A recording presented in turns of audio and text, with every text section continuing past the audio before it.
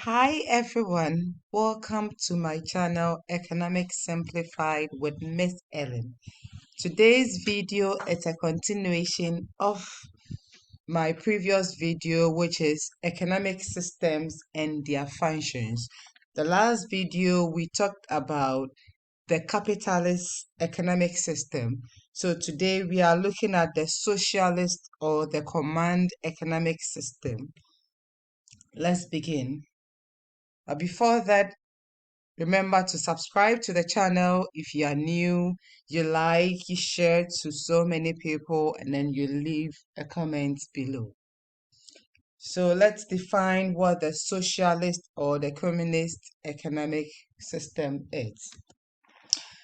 Now, with the socialist economic system, it is a type of economic system in which majority or larger proportion of the nation's resources are owned, are controlled, and then are managed by the government or the state.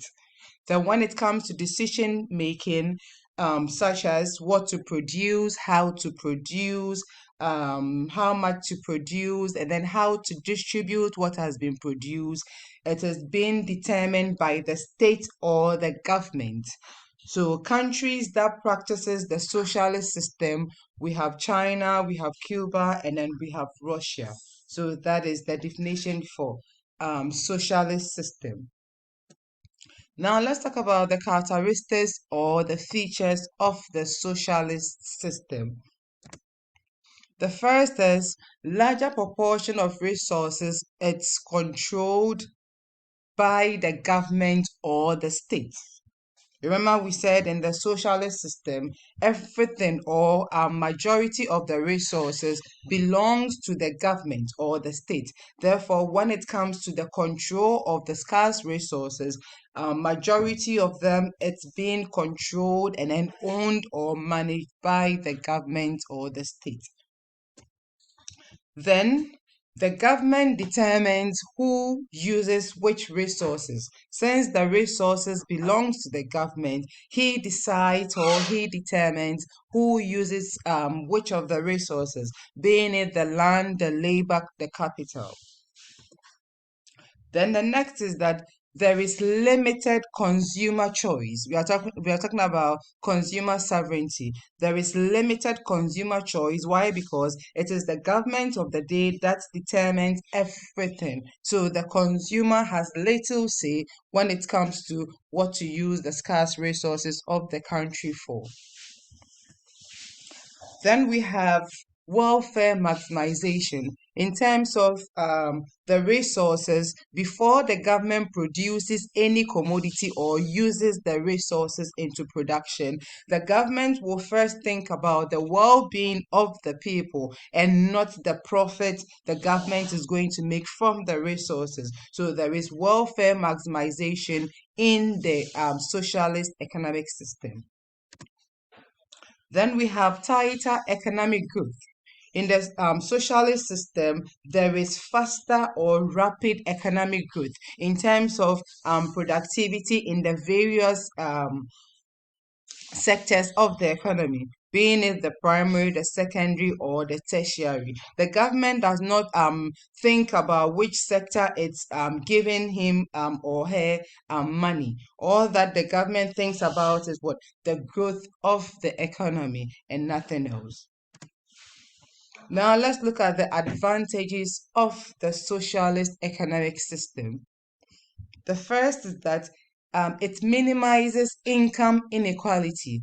In other words, it bridges the gap between the rich and the poor. The government does not produce to feed only the rich or the poor in society, but government produces to feed both the rich and then the poor in society. So we have nothing like this are the rich in society, these are the poor in society. Why? Because government treats them equally.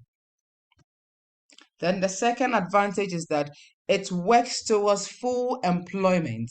That is, government tries to employ more people to work. In every government sector, or in other words, government is the majority sector that employs a lot of people in the system. Unlike the the capitalist system, whereby the socialist system does not employ full, that is, does not give full employment, or does not employ a lot of people into the system. In the government sector, a lot of people are given that employment.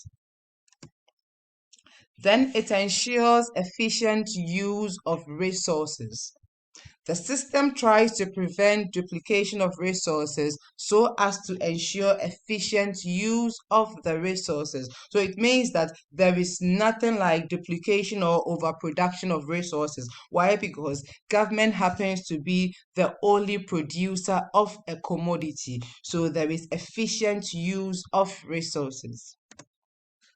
Then it prevents exploitation of consumers, since the system thinks about the welfare of the people. Therefore, prices are low in this system. The government thinks about the welfare of the people. Therefore, the government does not increase prices of goods anyhow. So that exploitation is eliminated from the socialist system. Then it leads to a more stable economy. Government does not increase price anyhow. Therefore, the system is what stabilize. Now we move to the disadvantages of the socialist system. Disadvantages of the socialist system. The first is that it is expensive to run. In other words, administratively, the socialist system it's very expensive or very costly to run as compared to that of the capitalist system. Why? Because the system is controlled by the centrally planned committee, and then the committee, you have to pay them, you have to give them certain allowance. They are being given other allowances, which is so expensive running the socialist system. Then it may lead to the production of shoddy goods. That is due to the fact that there is no competition in the system. So government produces things anyhow. Why? Because no one competes with the government. So at the end of the day, shoddy goods or inferior goods are produced, and then there is nothing that can be done about it. Why? Because there is no competition in the socialist system. Then it kills individual initiatives. The socialist system kills individual initiatives. Why? Because government controls everything in the country. Therefore, if an individual wants to be innovative, nobody will appreciate it. Why? Because it is government that determines everything in the system.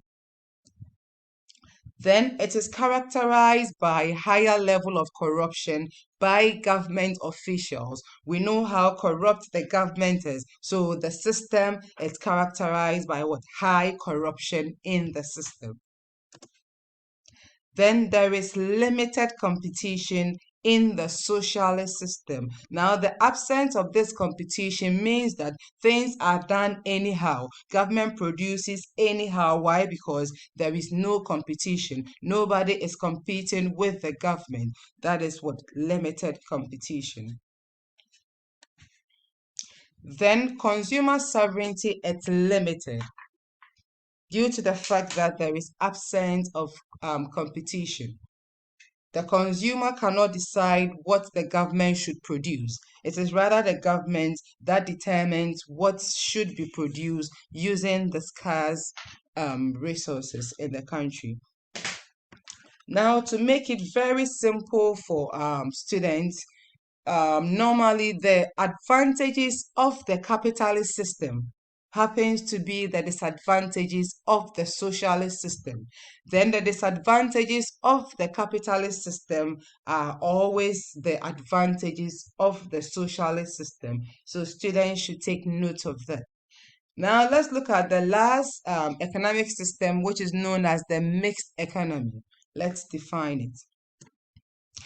It is a type of economic system where resources are jointly owned by both the government and private sector, and therefore, when it comes to decision making, it is done by both the state or the government and the private sector. So, as the name suggests, mixed economy. That is what a combination of both the private individuals and then the government or the state ruling the economy. Now, a typical example we have that of all West African countries. Example, we have Ghana, we have Nigeria, you know them. Now we look at the characteristics of mixed economic system. The first is resources are jointly owned by government and the private sectors. When it comes to what ownership of resources, the resources are not controlled by only the state or only the private individuals in the country, but then they are controlled by both the government and the private sector. Then we have decisions that is pertaining to production are taken jointly by the private and the government sectors. There is higher consumer sovereignty in the mixed economy.